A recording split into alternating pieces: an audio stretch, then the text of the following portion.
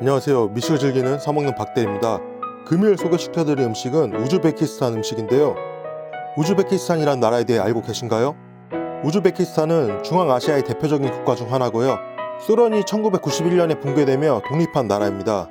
아시아에서는 한국, 일본, 이란 등과 더불어 축구 강국으로 손꼽히고 있는 국가죠. 또한 미녀들이 많은 나라라고 인터넷에선 유명하죠.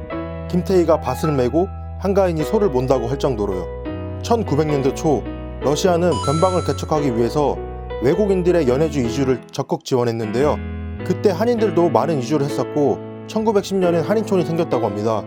그 이후 많은 외인들이 정착하자 러시아는 뒤통수를 치고 탄압을 하기 시작했고, 더불어 1937년엔 연해주의 한인들을 중앙아시아로 강제 이주시켰습니다. 이 한인들을 지금은 고려인이라고 부르고 있죠. 그 중에서도 우즈베키스탄엔 현재 약 18만 명의 고려인이 거주하고 있는 것으로 알고 있습니다. 참 안타까운 이야기라 저도 지금 이야기하고 있으면서도 화가 납니다. 자, 그럼 우즈베키스탄 음식을 한번 먹어볼까요?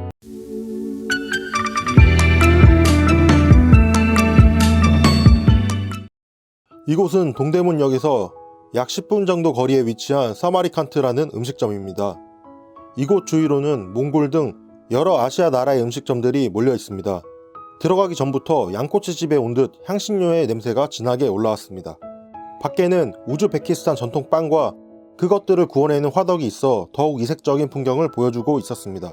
식당 사장님, 직원분들도 다 현지인 분들이시고 한국말로 주문하는 데에는 큰 무리가 없는 수준입니다. 식당 내부 역시 이렇게 이국적인 느낌이 물씬 풍겼고 식기 역시 그러했습니다. 메뉴판을 한번 살펴봐야죠. 저와 일행은 이곳을 몇 번 방문한 적이 있는데 샤슬릭만 먹었습니다.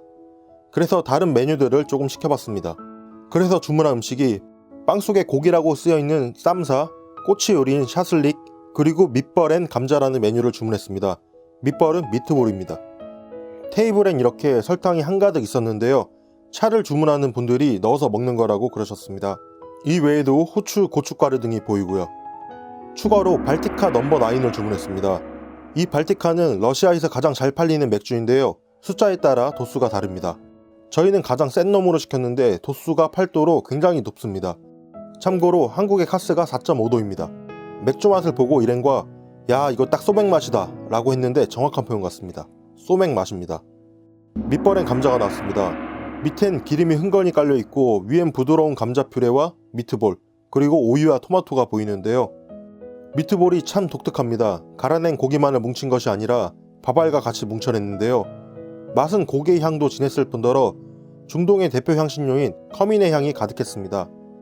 이 일행은 제가 예전 튀니지 음식을 먹으러 갔을 때 같이 갔던 친구인데 그때도 이 향을 견디지 못해 식사를 중단했었습니다. 이 역시도 몇 번 먹더니 감자 푸레만 계속 먹고 이 미트볼에는 손을 대지 못하더라고요. 덕분에 거진다 제 몫이었는데요. 저는 커민의 향과 고기의 부드럽지만 충분한 식감, 그리고 퓨레의 부드러운 식감의 밸런스가 참 좋았습니다. 그렇지만 계속 먹다 보면 기름진 맛과 향에 지루할 타이밍이 오는데요. 그때 당근 샐러드를 먹어주면 됩니다. 이 당근 샐러드는 제가 알기로는 고려인이 김치를 먹고 싶었지만 재료를 구하기 쉽지 않아 탄생한 음식으로 알고 있습니다. 당근 고유의 맛은 느껴지지 않고 아삭한 식감만 느껴졌고, 아마도 식초와 후추 그리고 올리브유에 어떤 향신료가 들어가 있지 않았나 싶었습니다. 식초의 새콤함으로 인해 입 안을 깔끔히 헹궈내기에 충분했습니다. 그 다음 쌈사라는 우즈베키스탄의 주식 중 하나가 나왔습니다. 3,000원에 성인 남자 주먹만한 빵이 2개나 나온다는 것이 참 저렴하다고 생각했고요. 이 쌈사는 식당 입구에 있는 화덕에서 구워낸 음식인데요. 겉은 투박한 페스츄리 같이 생겼습니다. 실제 빵 식감도 페스츄리처럼 겉은 바삭하고 속은 촉촉했습니다. 다만 제과점에서 먹는 페스츄리랑 비교하면 버터향이 빠진 정도랄까요? 그렇지만 속엔 만두처럼 고기와 양파 등이 들어가 있었는데요. 당연히 향신료의 맛도 느껴졌습니다. 입속에서 바삭한 빵의 식감이 고기의 육즙으로 부드러워지며 어울리지 않을 것 같다고 생각했던 제 편견을 깨주었습니다. 저는 현지인이 하는 음식점이기 때문에 못 먹을 정도가 아니면 간에 대해서는 크게 신경을 안 쓰는 편인데 제 일행은 많이 짜다고 투덜거렸습니다. 다 먹은 것을 보면서 맛 자체는 괜찮았구나 생각했고요. 현지인 분들 중에선 이것만 주문해서 손으로 드시고 가시는 분들도 계시더라고요. 마지막으로 하이라이트 샤슬릭입니다. 샤슬릭은 사실 우즈베키스탄뿐만 아니라 아마도 러시아 음식으로 알고 계시는 분들이 많으실 겁니다. 하지만 어차피 우즈베키스탄도 1991년 독립 이전까지 소련이었기 때문에 그게 그거라고 생각하시면 될 것 같습니다. 샤슬릭은 양고기, 소고기, 닭고기 등을 선택할 수 있는데요. 저희는 당연히 양고기를 선택했습니다. 이 샤슬릭은 흔히 볼 수 있는 중국식 양꼬치 사이즈의 한 4-5배 정도 크기의 사이즈를 보이고 있었는데요. 그 위로 양파에 식초가 뿌려져 있었습니다. 향신료는 제가 여쭤봤었는데 의사소통의 문제로 확실히 알 수는 없었습니다. 현지 분들은 이 거대한 꼬치를 잡고 뜯고 계시더라고요. 저는 영상을 담으려고 소심하게 꼬치에서 발라냈습니다. 꼬치 수준이 아니라 스테이크의 풍성한 식감을 보일 정도로 사이즈가 큽니다. 실제 맛도 그렇습니다. 양꼬치를 먹을 때면 정말 양고기의 맛을 살짝 느낀다는 맛으로 먹는데 양 스테이크를 하나 크게 썰어서 먹는다는 느낌으로 입안 가득 육즙이 쫙 파졌습니다. 우리나라와 일본의 경우는 양 특유의 냄새를 최대한 없애려고 하는 편인데 그렇지 않고 향이 강한 편입니다. 이게 고기가 안 좋아서 나거나 그런 거부감 드는 냄새가 아닙니다. 그래서 한 꼬치를 더 먹으려고 추가로 주문했습니다. 저는 몇 년 전 이 러시아식 샤슬릭을 먹어보고 음식점을 고를 때 선택지에서 중국식 양꼬치집을 빼버렸습니다.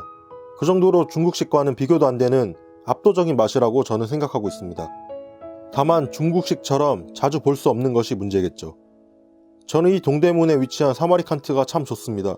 맛도 좋고 친절하고 현지인들 사이에서 해외의 기분도 느낄 수 있었고요. 가격 또한 매우 합리적이어서 가까이만 살면 일주일에 한 번은 가지 않을까 생각해 봅니다. 다만 이 역시도 해외 음식이다 보니 향신료에 대한 거부감과 양고기를 못 드시는 분들이라면 힘든 음식이겠죠. 앞으로도 가감없는 리뷰가 계속 될 테니까요. 구독과 좋아요 부탁드립니다. 이상 박대리였습니다.